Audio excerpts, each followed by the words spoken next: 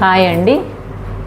ఇగో ముందు నెక్ చెప్పాను కదా, ఇప్పుడు ఈ సైడ్ కుట్లు ఎక్కువ తక్కువ రావడంలో అది కొంచెం డిస్కషన్ చేద్దాం. చూడండి, ఇప్పుడు మీకు చిన్న టిప్పు, మళ్ళీ షేప్ పాయింట్ కోసం కూడా. తను ఏమంటుందంటే సైడ్ కుట్లు ఎక్కువ తక్కువ రావడము, ఇక్కడ నాకు షేప్ పాయింట్ అర్థమవుతలేదు, ఇక్కడ -2 ఇంచ్ వేసిండ్రు కదా, మరి -2 ఇంచ్ వేసిన దానికి ఎలా కలుపుకోవాలనేది తెలుస్తలేదు అన్నది.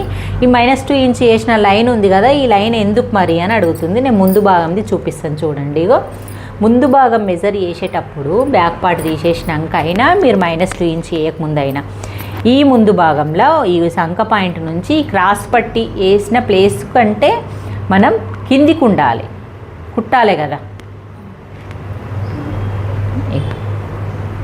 చంక కిందికి ఇగో ఈడనే పక్కల కుట్ల కానీ రావాలి, ఈడ రావద్దు. మళ్ళీ మనకు ఖర్చు ఉంది కదా లోపల, అట్లా వేసుకొని ఇగో కుట్టిన దానికి కిందికి ఈడికి వస్తుంది కరెక్ట్గా. చూసిండ్రా, అయ్యో ఈడికి వచ్చింది.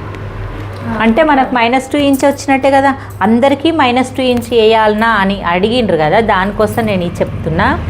అందరికీ -2 ఇంచ్ చేయాలని అయితే మాత్రం రూల్ లేదు, అట్లా చెయ్యొద్దు. మీరు బ్లౌజ్ ప్రకారమే కుట్టాలంటే ఈ చిన్న టిప్ పాటియండి.